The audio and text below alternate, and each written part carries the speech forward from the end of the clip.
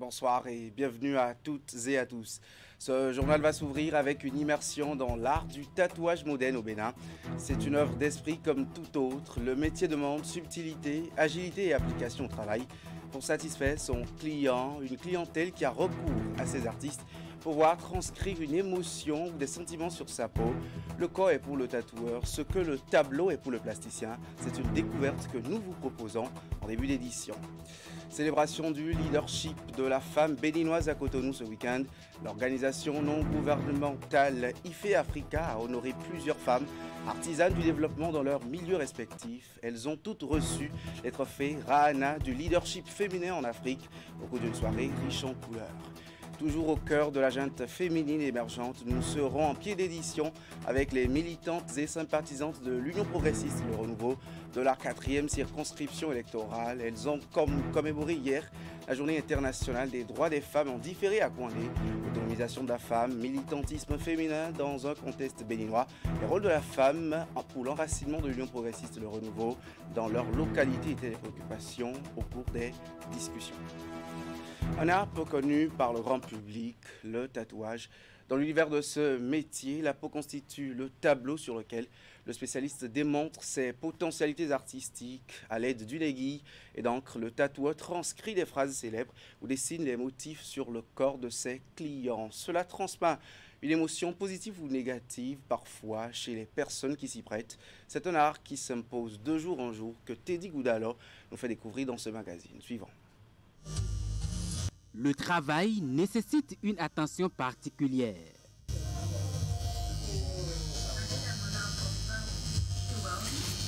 Et quand ce principe est respecté, voici le résultat.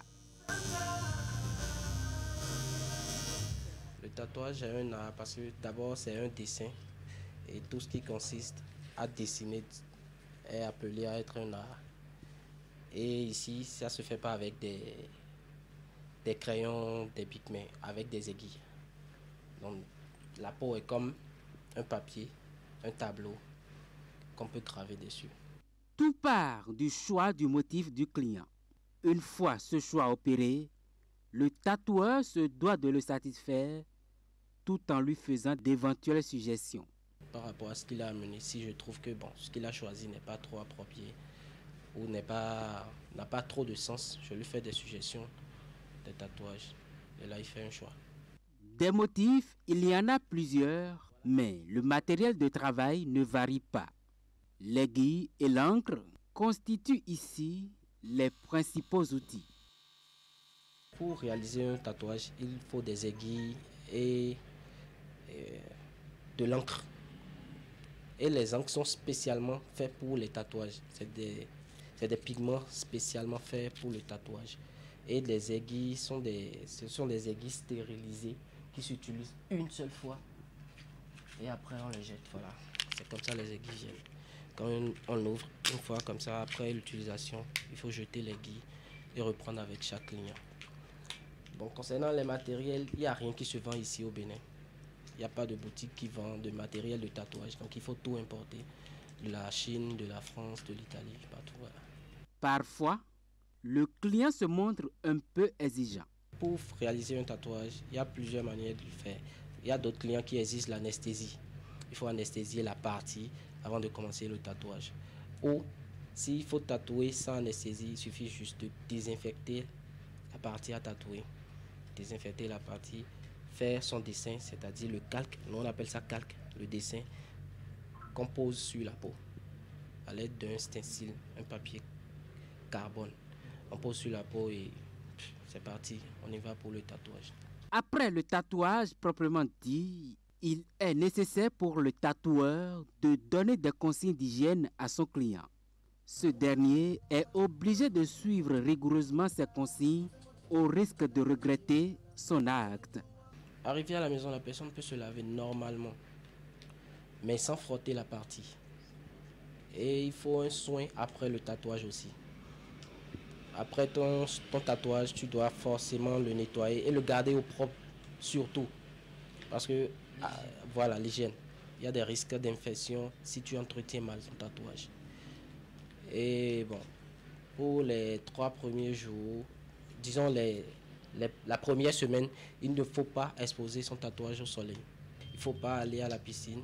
Il ne faut pas l'exposer, il ne faut pas le toucher à tout moment aussi parce que c'est une plaie et rapidement tu peux l'infecter. Aujourd'hui, le tatouage constitue selon les scientifiques un nouvel art qui est une forme d'esthétisation. La jeunesse en raffole sans aucune mesure. Si hier, c'est dans nos couvents, dans nos localités, dans nos espaces religieux qu'on constatait cela, mais aujourd'hui, tatoueurs sont en nombre grandissant. Le tatouage fait partie de la mode, fait partie du mode de vie et fait partie de la façon de vivre la jeunesse aujourd'hui au Bénin. Donc, c'est ça qui justifie le fait que de plus en plus, on constate cela chez la jeunesse. À l'état civil, ce jeune professionnel du tatouage rencontré a nom Martin Aladaye. Il vit de son art qu'il avoue avoir appris à travers les réseaux sociaux et surtout auprès de ses aînés dans le métier. Dans l'actualité de ce lundi, retenez également que conformément au communiqué du ministre de l'Intérieur, en date du mardi 14 mars dernier, la répression contre les motos sans plaque d'immatriculation devrait démarrer samedi dernier, et ce sur toute l'étendue du territoire national. Mais qu'en est-il concrètement de la mise en application de cette mesure à Parakou? Jacques Degbé et Mandiala Tiogbe sont allés faire le constat. On suit.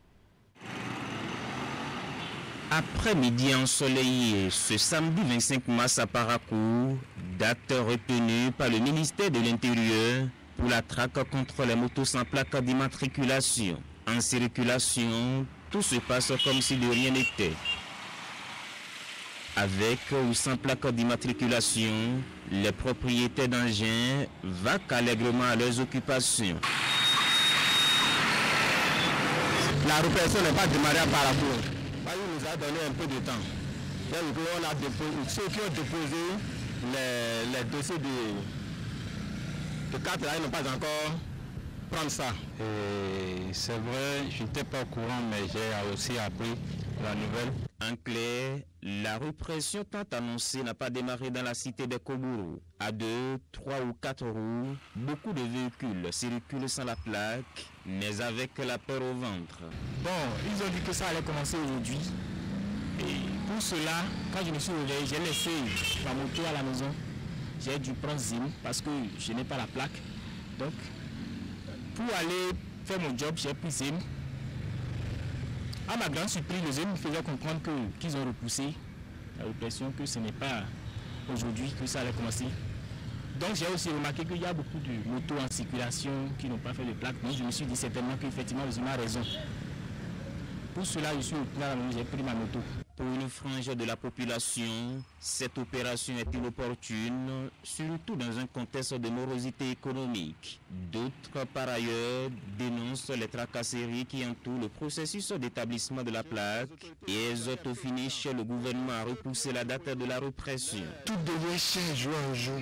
Et ça là, le gouvernement peut faciliter encore la tâche pour nous, mais pour amener, commencer par amener les répressions en même temps, ceux qui n'ont pas, ils vont arrêter, amener à la fourrière et ils vont faire d'urgence pour aller faire tout ça là. Pour moi, c'était quelque chose qui était étonnant pour moi. Moi, je n'ai pas encore de plaque. Ce n'est pas que je ne suis pas conscient. Toutes les fois que je me présente, je constate qu'il y a trop de flux d'attente. Il faut attendre, on se dit si je reviens demain, après-demain. Après tout, il faut que la famille puisse survivre. Beaucoup de personnes ne sont pas à jour. Il y a beaucoup de dossiers déposés pour la plaque qui ne sont pas encore sortis. Si les autorités peuvent nous permettre, nous donner encore un peu de temps pour que nous puissions nous mettre à jour, ce serait bon. Parce que moi-même qui suis ici, j'ai déposé, mais je n'ai pas encore trouvé ça. Depuis l'annonce de cette répression, les locaux de l'Agence nationale des transports terrestres Borgou-Alibori sont bondés de monde tous les jours, sauf les week-ends où l'administration reste fermée. Revalorisation des salaires des fonctionnaires au Bénin. Les agents territoriaux seraient-ils exclus de ce droit? La question a été faite à Noël Chadaré, secrétaire général de la COSI Bénin, sur le grand format d'hier dimanche. Ces agents ont été laissés pour compte, nous dit-il. Suivons donc ses propos au micro de Teddy Goudala. Nous avons fait, comme vous l'avez dit, on a fait le constat comme vous, au mois de janvier, fin janvier, que rien n'a été fait pour les agents des collectivités locales, alors que ils sont, n'est-ce pas, le statut de la fonction publique, ils sont concernés, c'est des fonctionnaires territoriaux et on est régi par le même statut. Et on a été vraiment désagréablement surpris de constater que rien n'a été fait pour eux. On a constaté qu'à la fin du mois de février, les mairies ont commencé par payer, tenir compte des sursalaires, des 3%, n'est-ce pas, de l'indice salarial, les sursalaires. Et je me suis frotté les mains, je dis, c'est tant mieux. Et on était contents. Au mois de mars, non, à la fin du mois de mars, oui, c'est ça, déjà, on a constaté qu'on a repris ce qu'on a donné. Ce sont des travailleurs, on ne peut pas comprendre qu'on a augmenté le salaire, revaloré le salaire pour les uns, on a laissé les autres, surtout qu'on est tous des fonctionnaires. La mairie de Cotonou, mais ils ont défalqué de façon sauvage pour le mois de mars. J'ai les fiches de paie que vous m'envoyez par message. On a défalqué parce que le ministre a dit qu'il faut arrêter. Et puis bon, donc à partir de ça, ils ont défalqué des gens 1200, 1500, 2000 francs. Le maire de Cotonou est interpellé. Il doit pouvoir... Président de l'association nationale. Il est le président de l'association. Et il est interpellé parce que dans sa mairie, qui a plus de moyens que toutes les autres mairies, on a posé cet acte que les autres n'ont même pas posé. 1000 et quelques de francs. Mais il faut qu'il soit que les gens qui viennent à la mairie, les agents de mairie viennent de la tête, n'est-ce pas, relax pour pouvoir donner le meilleur d'eux. Noël Chadaré, secrétaire général de la COSI Bénin. Les acteurs opérationnels des mairies des communes des 4 départements du Nord Bénin ont été outillés sur les procédures de calcul et de transfert des ressources. Ceci dans le cadre de la mise en œuvre du projet Cohésion sociale des régions du Golfe de Guinée-Kozo. C'était un atelier tenu à Parakou. C'était un atelier, bien sûr, tenu à Parakou que les différentes parties prenantes de cette initiative visant l'amélioration de la collaboration régionale se sont retrouvées. À Jacques Degbé et Mandela Thiobé pour les précisions.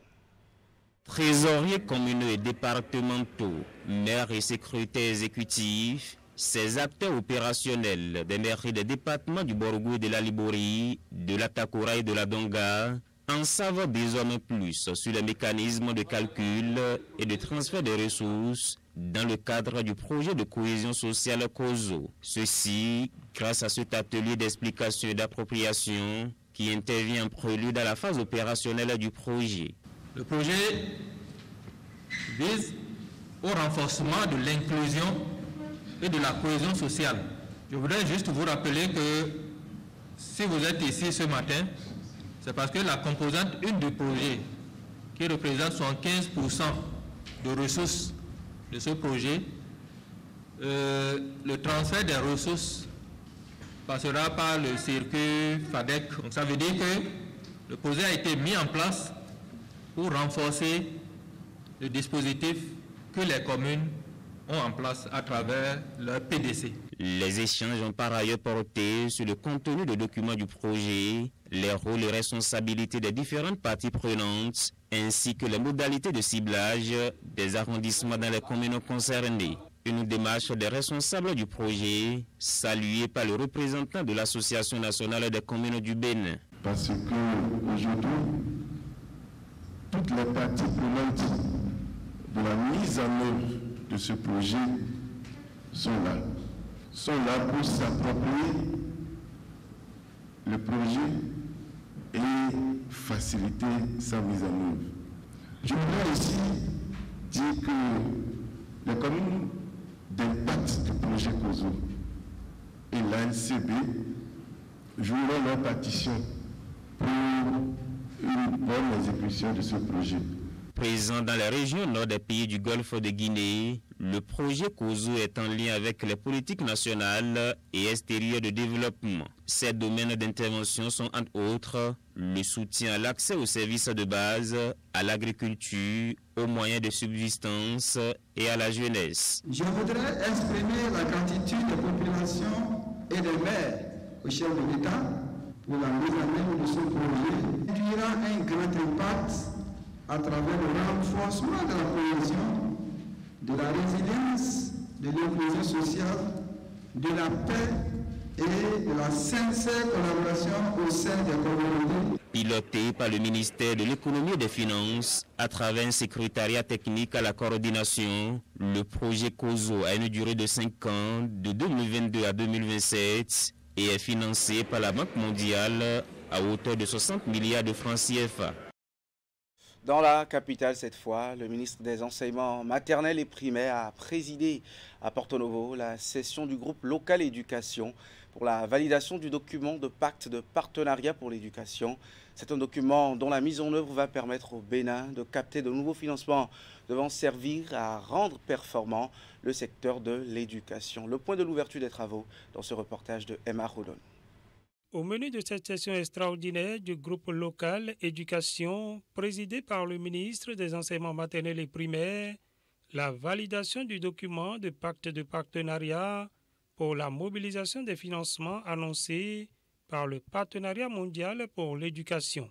Excellence, Monsieur le ministre des Enseignements maternels et primaires, président du groupe local éducation, vous avez confié à une équipe intersectorielle l'élaboration du pacte de partenariat du Bénin, un document qui définit la manière dont le Bénin entend collaborer avec ses partenaires autour d'une réforme prioritaire susceptible de catalyser le changement à l'échelle de tout le système.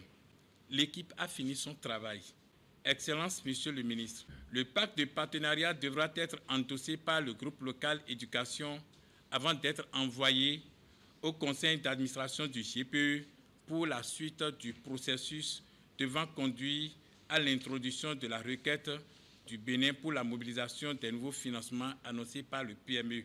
Procédant à l'ouverture des travaux, le ministre des Enseignements maternels et primaires et le chef de file des partenaires techniques et financiers du secteur ont rappelé aux participants l'importance du document à valider. Le pacte de partenariat est une bonne opportunité pour mobiliser de nouveaux financements pour le secteur de l'éducation.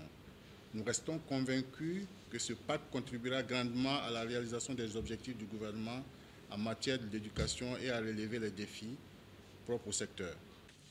Rassurez donc de votre disponibilité, de votre sens d'engagement, de vos qualités intrinsèques et de votre professionnalisme, je ne doute pas un instant que la validation du draft du pacte de partenariat ne souffrira d'aucune insuffisance. Ainsi, par cet acte d'une noblesse rare, le Bénin parviendra à décrocher les nouveaux financements annoncés par le PME et destinés à accroître les performances de son système éducatif. Après la présentation du document, le débat a été ouvert. Des recommandations et amendements ont été faits et ont débouché sur la validation du document à la grande satisfaction de tous les acteurs. Après la prise en compte des observations, le pacte ainsi validé va être transmis au conseil d'administration du Partenariat mondial pour l'éducation pour examen et approbation. Troisième édition des trophées Rana du leadership en Afrique. Comme annoncé en sommaire, l'événement a eu lieu ce week-end. Plusieurs femmes ont été distinguées pour leurs différentes actions à divers niveaux. L'organisation non gouvernementale IFE Africa est à l'initiative de cette distinction annuelle, célébrant la femme travailleuse et brave du Bénin. Teddy Goudalo pour le reportage de ce dîner de gala. Elles sont nombreuses, ces femmes, à être distinguées à l'occasion de cette soirée de gala initiée par IFE Africa, une organisation non gouvernementale qui, chaque année, se donne pour objectif de reconnaître les mérites de la gente féminine dans leurs domaines respectifs. Comme le dit si bien Maria Maba dans son roman Une si longue lettre, la femme est la racine première, fondamentale de la nation. C'est pourquoi l'ONG IFE Africa travaille au quotidien pour sa valorisation et sa promotion. Les lauréates de ce jour sont celles qui portent sur leurs épaules l'espoir de ce continent. Elles sont de celles qui se battent au quotidien pour changer positivement le destin de l'Afrique. Cette Afrique si chère à notre cœur. Plus qu'une reconnaissance, c'est une invitation à plus d'ardeur au travail. Que ce trophée vous transforme en catalyseur pour une véritable relève de qualité. Cette cérémonie de remise de trophée Rana, qui est à sa 3e édition, connaît la participation de Eleonore Yaïla Dekan, ministre de l'Enseignement supérieur et de la Recherche scientifique. Elle salue l'initiative et encourage les organisateurs à poursuivre la dynamique de célébration du leadership féminin. Célébrer le leadership féminin n'est pas vain mot. Parce qu'il y en a qui, dans leur silence, étonnent brillamment. Qui, dans leur silence, affichent un courage qui mérite d'être célébré. En ce mois où nous célébrons la femme dans sa diversité, dans son savoir-faire, c'est tout à fait normal de mettre alors en lumière certaines femmes qui font partie de ces catégories. Les femmes récipiendaires sont conscientes de l'immense tâche qui leur incombe désormais. Elles ne comptent pas baisser les bras en vue de s'affirmer davantage dans leurs différents domaines de travail. Les femmes militantes et sympathisantes de l'Union progressiste Le Renouveau ont célébré en différé la journée internationale des droits des femmes à la faveur d'une cérémonie organisée hier à Kouandé. Elles ont marqué d'une pierre blanche l'édition 2023 de cette journée. En lieu et place des animations folkloriques, ce sont des thématiques qui ont meublé les travaux. Aux côtés des femmes, le député Jacques Yampabou, un soutien des initiatives allant dans le sens de la promotion de la gente féminine. Alassane Arouna. Dans cette salle de la Maison des Jeunes de Kouandé ce dimanche, des militantes et sympathisantes de l'Union progressiste Le Renouveau, issues de différentes couches socio-professionnelles, en provenance des 5 communes de la 4e circonscription électorale, à savoir Kérou, Peyenko, Natitengo, Tukuntuna et bien évidemment Kouandé, elles se sont donné rendez-vous ici pour célébrer et sur en différé la Journée internationale des droits des femmes, édition 2023. Une célébration essentiellement consacrée ici aux réflexions sur l'autonomisation de la femme et le militantisme féminin dans la 4e circonscription électorale. La femme, quand elle est au niveau des instances de prise de décision, elle porte sur elle le fardeau des conditions de vie des autres femmes. Et elle s'y met, elle se bat pour pouvoir améliorer du mieux qu'elle peut. Non seulement ça, la femme est beaucoup plus conciliante que les hommes, m'en excusent. Toutes les femmes sont conscientes par rapport à ce qui est dit. Moi, je le dis toujours, le problème de la femme, c'est la femme elle-même. Si nous étions solidaires, est-ce qu'on allait être à l'étape là? Très engagée pour l'autonomisation de la femme et son bien-être, l'honorable Jacques Yampabou a fait le déplacement de Kouandé pour soutenir l'événement. Le monde est en perpétuelle évolution et l'outil informatique est à la pointe de tout. Vous devrez, en fonction de votre nombre, être donc aussi le fer de lance de cet outil indispensable au développement. Mais hélas, que ce soit au plan politique, au plan de la technique, vous les femmes, vous vous trouvez absentes. Vous pensez que ce n'est pas votre affaire. Or, de nos jours, on ne peut plus rien faire sans la politique, sans la technique. Plusieurs communications sur des thématiques diverses et variées ont meublé ces assises, de l'état des lieux, de la participation de la femme dans la sphère politique, à la contribution des femmes politiques au développement socio-économique des communautés à la base. Rien n'a été occulté au cours de ces assises. Des assises qui auront également permis à cette jeune féminine de faire une évaluation des dernières élections législatives avant de se donner rendez-vous l'année prochaine pour le même événement.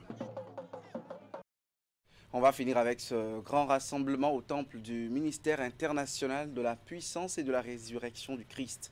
À Ouidah ce week-end, les fidèles ont massivement répondu au déplacement avec la consolidation de leur foi à cet événement marquant le début des activités de la Convention internationale annuelle de cette communauté chrétienne. Occasion pour vivre d'heureux moments d'adoration et de prière. À Sion pour les détails. Temple comble au ministère international de la puissance de la résurrection du Christ à Bazumpa. Des fidèles venus de plusieurs pays d'Afrique, d'Europe et d'Amérique y prennent part. Une séance de rassemblement international pour vivre d'intenses moments de prière et de consécration au cours de la dédicace du temple au Seigneur. Aujourd'hui, nous avons prévu la dédicace du temple de l'Éternel, mais notre père spirituel étant empêché, nous avons introduit la première séance des rassemblements internationaux de tout le ministère, qui va marquer le début des conventions du ministère Oto-Oto. Louange, adoration, prédication, tout était au menu pour répandre la bénédiction sur les participants. À cela s'ajoutent des délivrances, des miracles et des témoignages poignants.